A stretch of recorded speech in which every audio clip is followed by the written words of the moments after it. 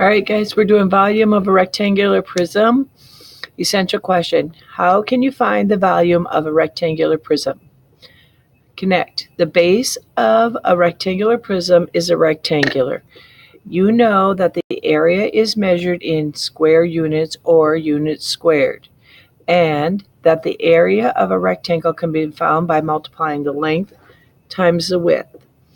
So we have right here, we have a rectangular prism, and if we're going to find the area, we're going to take the length times the width, and we have 4 times 3, which is 12.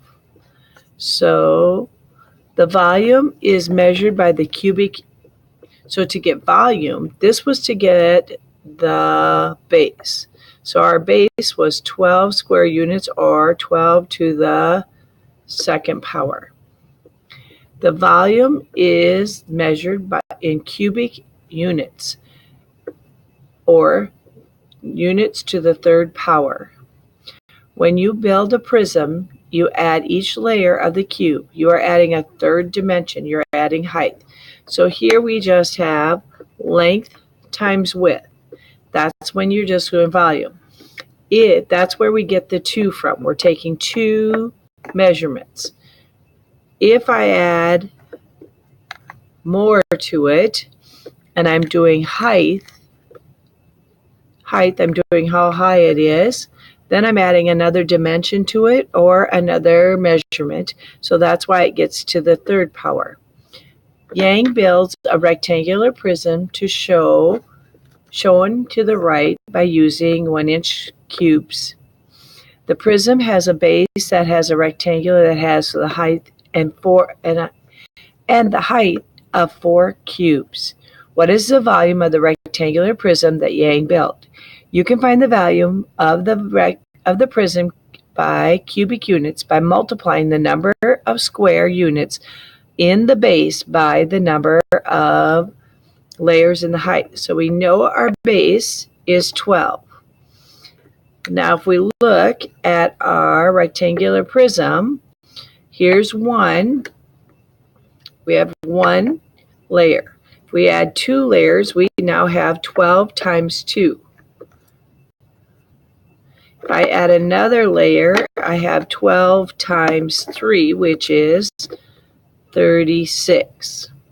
If I add another layer, it's 12 times 4, and I have 48.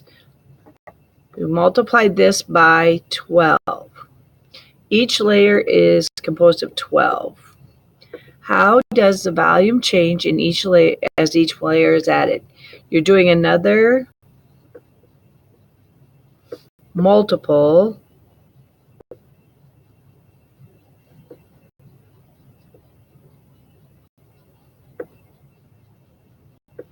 of that number of your base. What does the number you multiply the height by represent? That's how many equal bases, how many different areas we're adding to it. Here I added 1 new area, 2 new areas, 3 new areas, 4 new areas. So the volume of his is 48 inches cubed. Whenever you're doing volume, it's always cubed. Okay.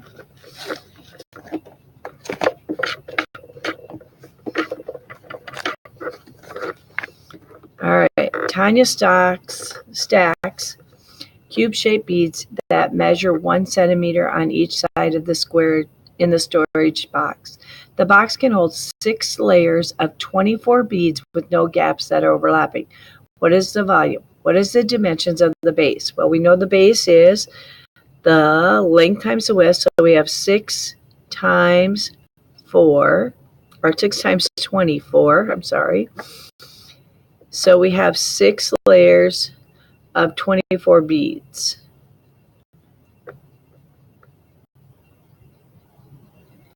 What do we do to figure that out? We multiply it. Use multiplication. The volume of each bead is 1. So that's like asking, what is one of these? The volume is 1. It's 1 by 1 by 1. So 1 times 1 times 1 is 1. The storage box has a base with the area of, so we have to go back up here to 24 is our base. And how high is it? It's 6. So we have 6 times 24, 24 times 6, whatever way you want to look at it, which is 144. And let's check that here. Another way to look at the area of a base of a storage box is 24 cm, or centimeters squared. The base has the length of what? 6, the width of 4, the height of 6. The volume of the storage box is the base, 6 times 4 times 6, or 24 times 6 equals 144 centimeters cubed. So it's 144 cubed. Now, let's go back and just quick talk about, did I have to do it in this order? No, because of the commutative property. If I would have liked to have, I could have done 6 times 6 is 36 times 4. It doesn't matter which way you multiply when you have the same order of operations. All right, let's move on. So with your partner now, we are going to do the length of the rectangle. With your partner, I'd like you to work on just filling out show and share. Go ahead and try on your own and going deeper. I think that will be really good.